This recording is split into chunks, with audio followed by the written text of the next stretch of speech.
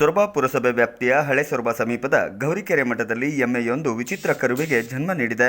ಮಹೇಂದ್ರ ಸ್ವಾಮಿ ಎಂಬುವವರಿಗೆ ಸೇರಿದ ಎಮ್ಮೆ ಶನಿವಾರ ಬೆಳಗಿನ ಜಾವ ವಿಚಿತ್ರ ಗಂಡು ಕರುವಿಗೆ ಜನ್ಮ ನೀಡಿದೆ. ಮುಖದಲ್ಲಿ ಕಣ್ಣುಗಳು ಮತ್ತು ಗೊರಸು ಇಲ್ಲ, ಬಾಯಿಯ ಮೂಲಕವೇ ಉಸಿರಾಡುತ್ತಿದೆ.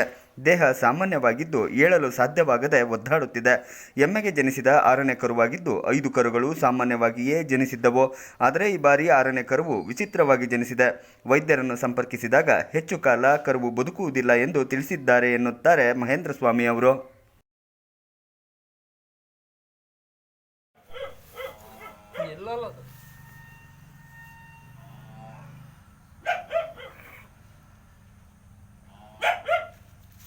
ಇಲ್ಲಿ ಕಣ್ಣು ಇದೆಯಲ್ಲ, ಇಲ್ಲಿ ಬರ್ಬೋದಲ್ಲ, ಕಣ್ಣು ಇಲ್ಲಿಗೆ ಗದ್ದ ಗದ್ದ ಅದು ಮೇಲಕ್ಕೆ ಬಂದ್ಬಿಟ್ಟೈತೆ.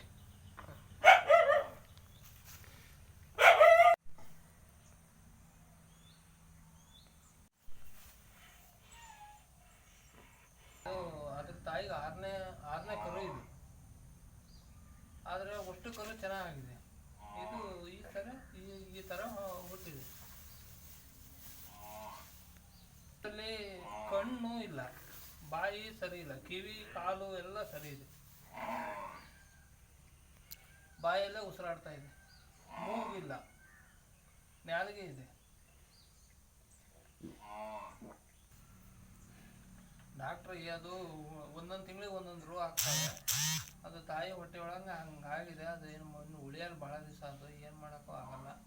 ಫುಡ್ ಏನಾರ ತಗೊಂಡ್ರೆ ಹಾಕ್ರಿ ಅಂದರು.